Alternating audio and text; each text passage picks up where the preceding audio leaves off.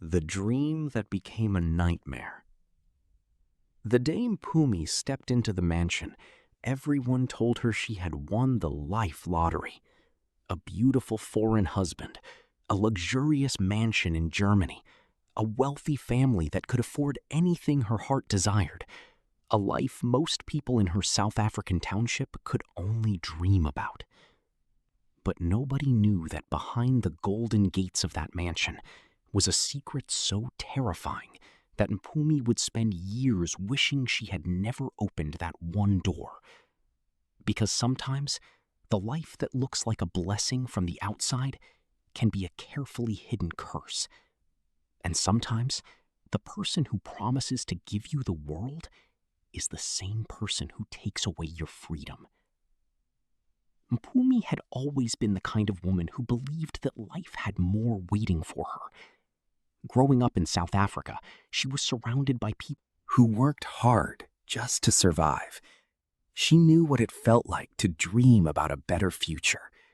She wanted a beautiful home, financial security, and a family that would never struggle the way many families around her had. She was not ashamed of where she came from, but she always felt there was something bigger waiting for her. Her two closest friends knew this better than anyone. There was Leslie, the responsible one. Leslie was the type of person who always carried a notebook, always had a plan, and always reminded everyone about the importance of building a future. While other young women were chasing temporary excitement, Leslie was focused on finishing school, getting qualifications, and finding a stable career. One day, we are going to look back and be proud of ourselves, Leslie would always say. We can't depend on luck. We have to create our own opportunities. Then there was Noni. Noni was the complete opposite. She was the girl who walked into a room and immediately brought energy with her. She loved music, parties, dressing up, and enjoying every moment life offered. Noni believed life was too short to spend worrying all the time. "Leslie, you worry too much," she would laugh. "We are young.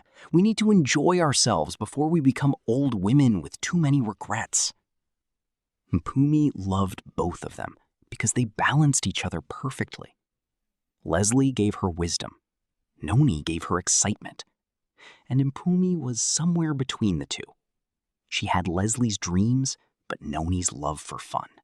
The three girls were inseparable. They shared everything: their secrets, their dreams, their heartbreaks, and their hopes. But one thing they all wanted was a better life. One evening, while sitting with Noni, Mpumi downloaded a dating application. It started as a joke. Noni was scrolling through profiles, laughing at some of the strange pictures men posted. "Look at this one," Noni said, showing Mpumi a man's profile.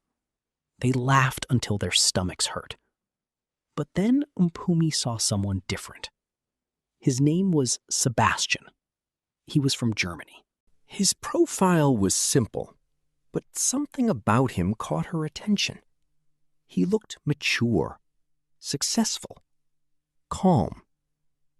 Unlike many men she had spoken to before, he seemed respectful.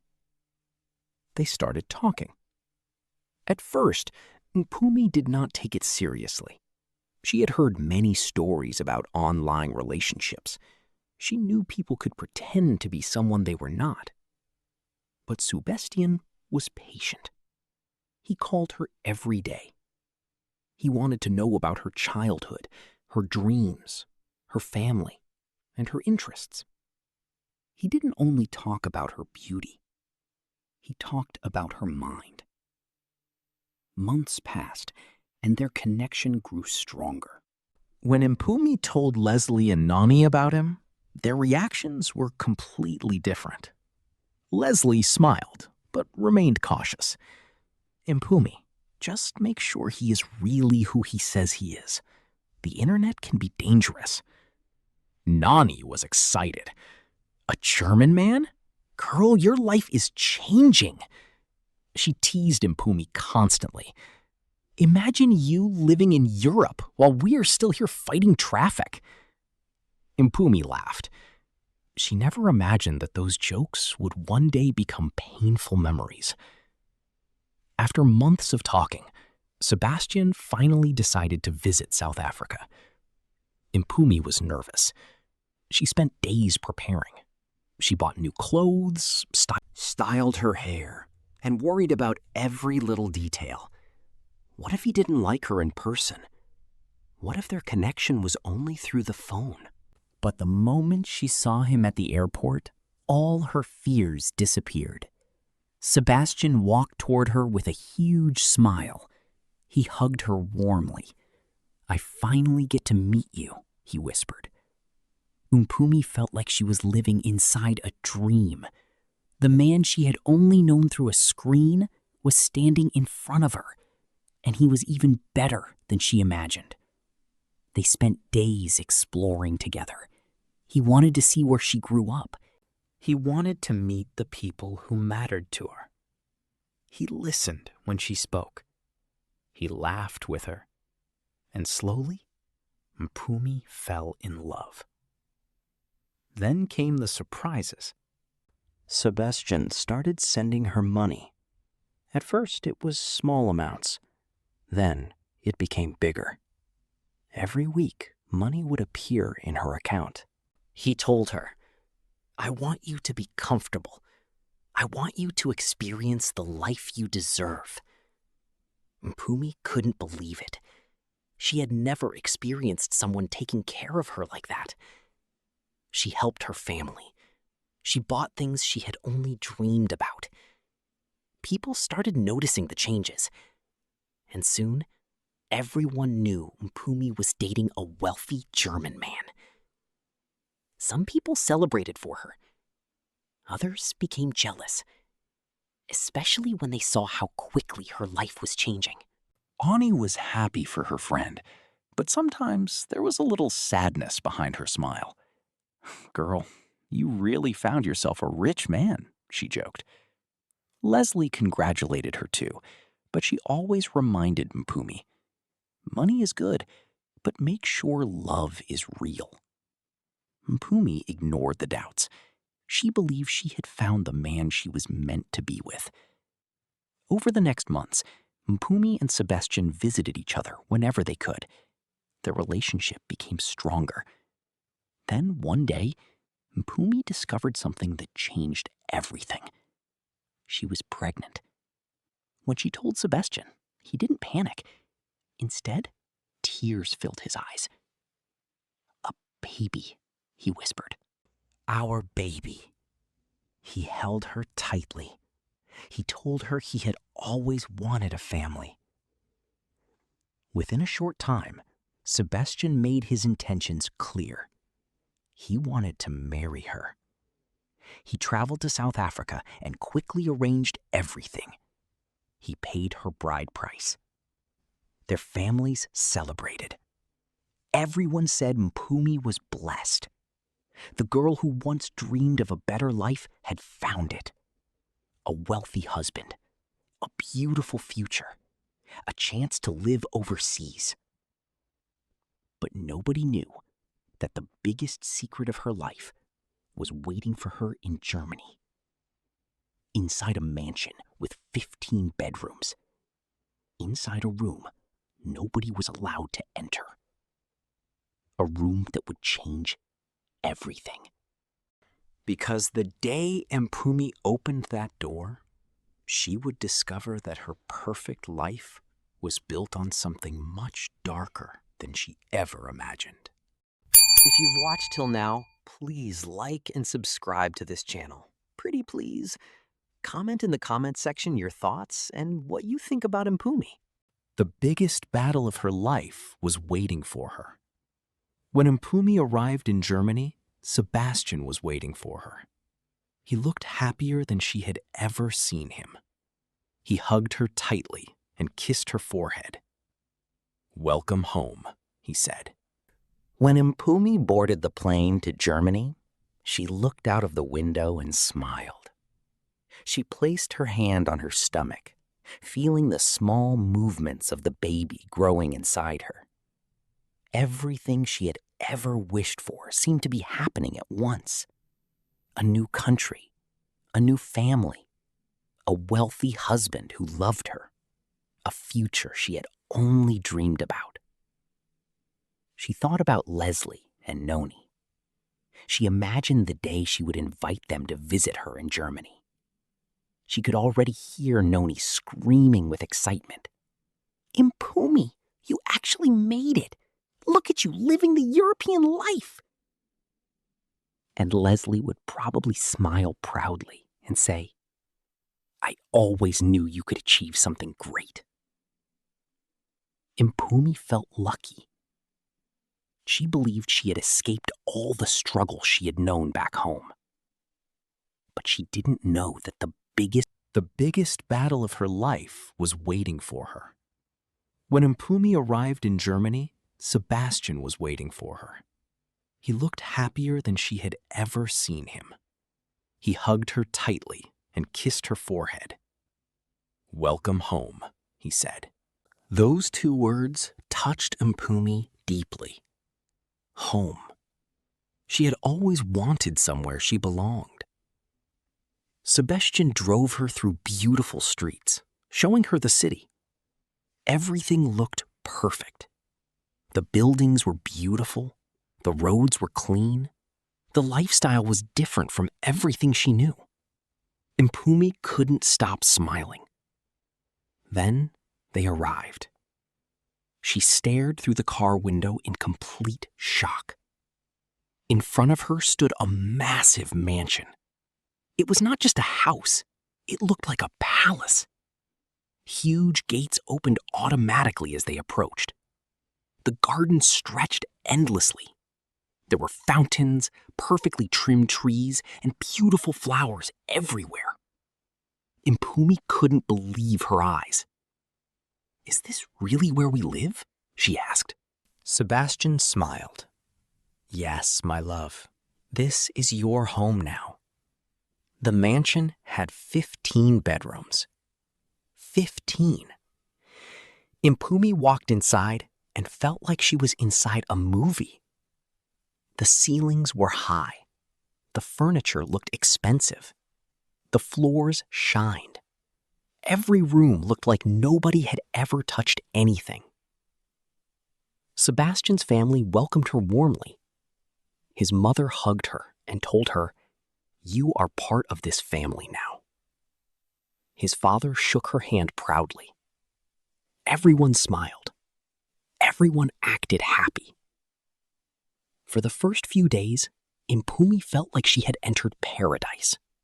She had everything she wanted. A loving husband, a beautiful home, a baby on the way, a wealthy family. But something felt strange. The mansion was too quiet, almost too perfect. Sometimes Mpumi would walk through the hallways and feel like someone was watching her. She would turn around quickly, but nobody would be there. When she asked Sebastian about it, he laughed. "You are just adjusting, my love. Everything is new for you." Mpumi believed him. Months passed, and eventually the day came. Mpumi gave birth to a beautiful baby.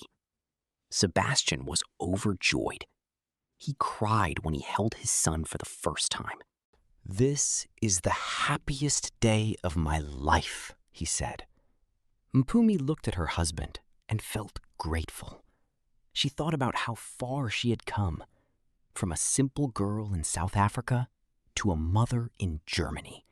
She believed she had finally found happiness. But the moment they brought the baby home, something changed. The baby started crying. At first, everyone thought it was normal. Newborn babies cried. They needed time to adjust. But this was different. The baby cried constantly. Morning, afternoon, night. Nothing could calm him. Mpumi tried everything. She sang to him. She walked around the house carrying him. She rocked him for hours. But the crying continued. It became so intense that even Sebastian became worried. "What is wrong with him?" he asked. Mpumi looked exhausted. "I don't know. He just won't stop." The family became unusually quiet whenever the baby cried. They exchanged strange looks Mpumi didn't understand. One night, after hours of trying to calm her son, Mpumi decided to walk around the mansion. Maybe fresh air would help. Maybe moving through different rooms would soothe him. She carried her baby through the long hallway. The mansion felt different at night. The beautiful decorations suddenly looked cold. The silence felt heavy. As she walked, she noticed a door at the end of a hallway. A door she had never seen before. She stopped. She had lived in the mansion for months. How had she never noticed it? The baby continued crying. Mpumi looked around. Nobody was there. Something inside her told her not to open it, but another part of her wanted answers. Slowly, she reached for the handle. The door opened, and immediately the smell hit her. A horrible smell. A smell so strong that she covered her nose. Her heart started beating faster. "What is this?" she whispered. She took one step inside, then another. And suddenly, she froze. Her entire body went cold. On the floor were bodies. Dead bodies. Not one, several. Her hands began shaking. She looked around the room in horror. The walls were covered with family pictures. Pictures of the same people whose bodies were lying there. It was impossible. It didn't make sense. The smell was unbearable. The baby, who had been crying for hours, suddenly became silent. Mpumi couldn't move. Her mind refused to understand what she was seeing. Then she heard footsteps behind her.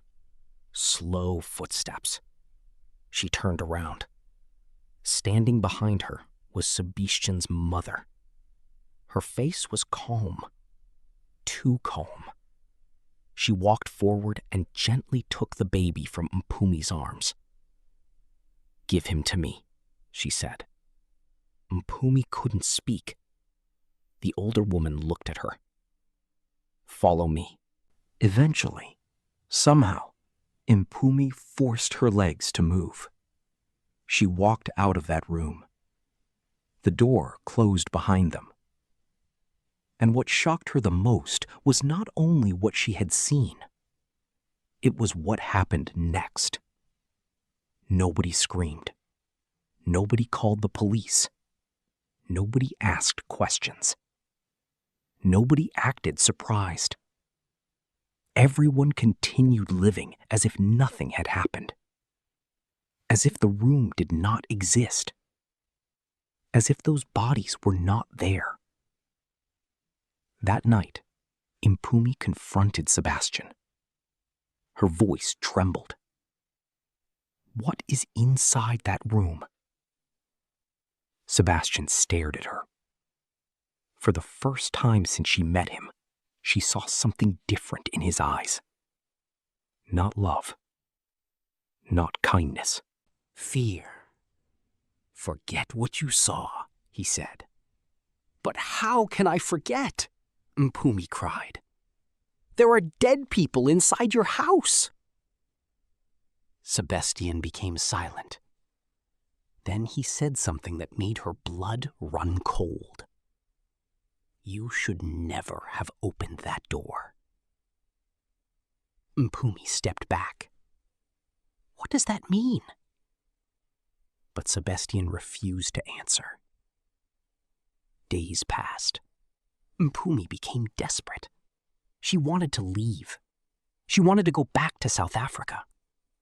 She wanted to take her baby and escape. When she finally told Sebastian, "I want a divorce. I want to go home," the entire family changed. His mother's expression became cold. His father stopped speaking. Sebastian looked at her like she had said something impossible. "You cannot leave." Mpumi felt fear rising inside her. "Why?" His mother answered quietly. "Because people who leave this family don't survive." Mpumi felt the world spinning around her. She looked at the people she once thought were her family, the people she trusted, the people who welcomed her. Now they felt like strangers. She realized she was trapped, far away from home, in a country where she barely knew anyone, with a baby in her arms and a secret nobody wanted her to discover. Meanwhile, back in South Africa, Leslie and Noni continued their lives. Leslie finished her studies and started working toward the future she always wanted. She built her career slowly and proudly. Noni continued enjoying life.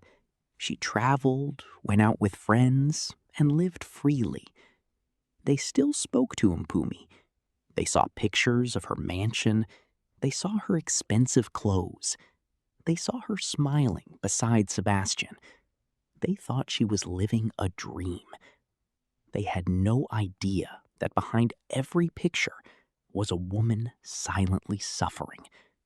A woman who had everything money could buy, except freedom. Thank you for watching. Please stay tuned for the next part.